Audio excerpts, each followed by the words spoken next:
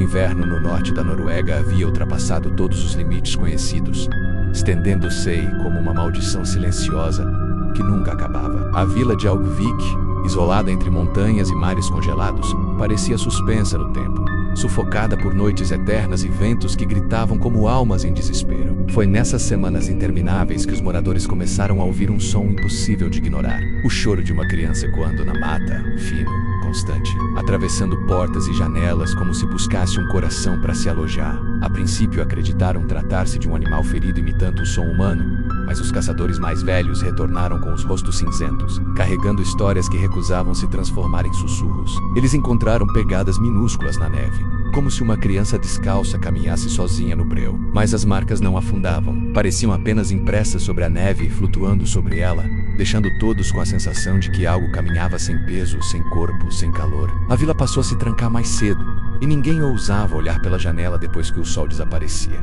Os choros vinham de todos os lados, às vezes tão perto que parecia ver alguém parado atrás da porta. Outras vezes ecoava das florestas densas, carregado pelo vento como se pedisse socorro. As mães apertavam seus filhos contra o peito, e os homens faziam sinais antigos de proteção, tentando afastar o que nenhum deles queria nomear. Ingrid era uma mulher acostumada à solidão, vivendo sozinha desde a morte do marido. Sua casa ficava na beira da floresta, onde a escuridão parecia ter vida própria. Ela tentava ignorar os choros que vinham da mata, mas naquela noite, algo diferente aconteceu. 3 batidas suaves ecoaram em sua porta, tão humanas, tão reais, que fizeram seu coração congelar mais do que o vento lá fora. Quando abriu a porta, viu uma menina de cerca de 6 anos parada na soleira. A pele era de um azul profundo, como alguém que havia sido moldado pela própria geleira. Mas o que congelou o sangue de Ingrid foram as cavidades abertas no rosto da criança, onde deveriam existir olhos. Eram buracos úmidos sangrando como feridas que choravam. A menina inclinou levemente a cabeça e pediu para entrar,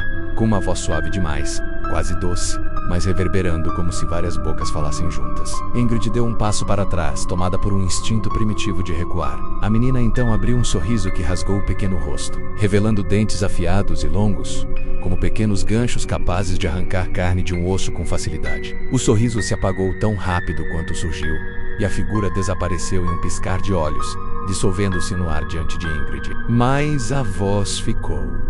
Uma voz infantil, frágil e insistente, repetindo palavras que se infiltravam pela madeira da casa, escorrendo pelas paredes, entrando no travesseiro onde Ingrid tentava dormir sem sucesso. Ela passou a ouvir risadinhas, passos leves e toques na parede ao lado de sua cama, todas as noites. Os vizinhos começaram a estranhar o comportamento de Ingrid, que aparecia cada vez mais cansada e trêmula, olhando para todos os lados como se alguma coisa estivesse à espreita atrás dela. Seus olhos fundos denunciavam noites sem descanso, e seu rosto pálido parecia o de alguém que já não vivia entre os vivos. Ela dizia que a menina estava dentro da casa, mesmo quando ninguém mais a via. Quando os murmúrios ficaram altos demais para suportar, Ingrid fugiu para a praça da vila no meio da madrugada, coberta apenas por um casaco fino, gritando que as paredes estavam respirando e que algo rastejava entre as tábuas. A vila inteira acordou com seus gritos, mas ninguém conseguiu fazê-la voltar para casa. Ela ficou em silêncio repentino, apontando para a floresta como se visse alguém se aproximando. Naquele instante, o choro infantil ecoou novamente,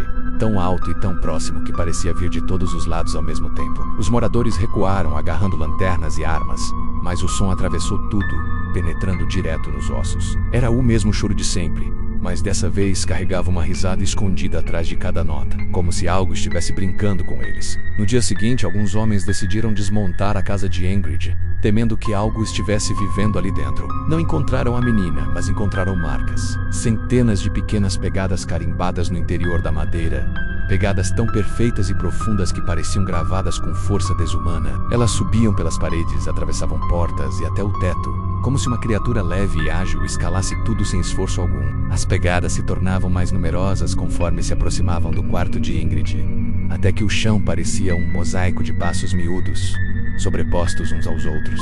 Não havia como negar que algo estivera ali por muito tempo, observando, caminhando, tocando as paredes e escutando cada respiração da mulher aterrorizada. O quarto gelava o ar ao redor, como se estivesse selado por forças invisíveis. Foi ali, no quarto, que encontraram a mensagem escrita em sangue. As palavras tremiam como se tivessem sido feitas por mãos pequenas demais, espalhando gotas pelo chão e paredes. Você me viu?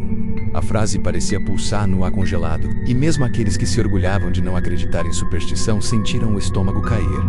O medo deixou um rastro ácido no ar. Um dos homens deixou escapar a lanterna quando percebeu que o sangue ainda estava fresco, brilhando sob a luz fraca. Nenhuma explicação humana seria capaz de justificar aquilo, e todos eles sabiam. O silêncio que se seguiu era tão pesado que parecia pressionar seus pulmões. Muitos queriam sair correndo, mas seus corpos pareciam colados ao chão. Ao desmontarem a cama de Ingrid, encontraram mais pegadas por dentro das tábuas, como se algo tivesse se arrastado por entre os espaços estreitos da madeira. Algumas pegadas apareciam parcialmente sobrepostas por outras, como se várias criaturinhas tivessem se amontoado em um espaço impossível. Nenhuma delas parecia seguir uma direção lógica, como se estivessem dançando ou circulando ao redor de algo que havia dormido ali. Enquanto retiravam as últimas tábuas, um vento gélido atravessou o quarto, apagando todas as lanternas ao mesmo tempo. No breu, ouviram o som de uma risadinha infantil, tão fraca quanto uma respiração, mas perto o bastante para fazer todos sentirem o ar quente bater na pele. A risada se espalhou pelo quarto como uma onda, criando ecos que vinham do teto, do chão e das paredes ao mesmo tempo. Quando as lanternas voltaram a acender, o quarto parecia vazio. Mas as pegadas haviam aumentado, agora espalhadas pelo chão limpo, como se algo tivesse dado mais passos enquanto estavam no escuro. Um dos homens sentiu algo tocar seu tornozelo, mas quando olhou, nada havia ali, além de neve trazida pelo vento. Nos dias que se seguiram, os choros infantis se intensificaram, e moradores começaram a relatar visões de pequenas figuras paradas no limite da floresta, imóveis, observando a vila. À distância, pareciam apenas crianças perdidas, mas quando alguém tentava se aproximar, elas desapareciam, deixando para trás pegadas que não afundavam, pegadas que pareciam zombar de qualquer tentativa de compreensão. Alguns relataram que ao encostar suas mãos nas paredes durante a noite podiam sentir algo vibrando do outro lado, como dedos tamborilando em resposta. As casas pareciam ganhar vida própria, pulsando sob os toques invisíveis. Era como se a menina menos, ou o que quer que fosse, estivesse multiplicando sua presença, espalhando cópias de si mesma pela vila inteira. Ingrid nunca mais foi vista. Alguns acreditam que ela fugiu para a mata, buscando a menina, na esperança de acabar com os sussurros. Outros dizem que ela foi levada, porém todas as noites ainda se escuta sua voz misturada ao choro infantil, repetindo coisas desconexas, como se tentasse avisar sobre algo que ninguém ousa entender. Sua casa permanece vazia, mas nunca realmente silenciosa. O inverno nunca terminou naquele ano. A escuridão permaneceu mais tempo do que o normal, como se algo tivesse coberto o céu com um véu de gelo. A floresta continuou a soltar choros, risos e passos leves, como uma orquestra de vozes infantis que nunca descansavam. Os moradores aprenderam a viver sem olhar para certas sombras e sem abrir portas depois de ouvir batidas. Até hoje dizem que a menina ainda vaga entre as árvores, acompanhada de outras figuras pequenas demais para serem humanas, mas rápidas demais para serem vistas claramente. E qualquer um que ouse olhar tempo demais para dentro da mata pode acabar reencontrando o mesmo sorriso afiado que Ingrid viu naquela noite. Um sorriso que não pertence a criatura alguma da terra. E quando isso acontece, o vento traz consigo um aviso escrito em sangue dentro da mente. Você me viu?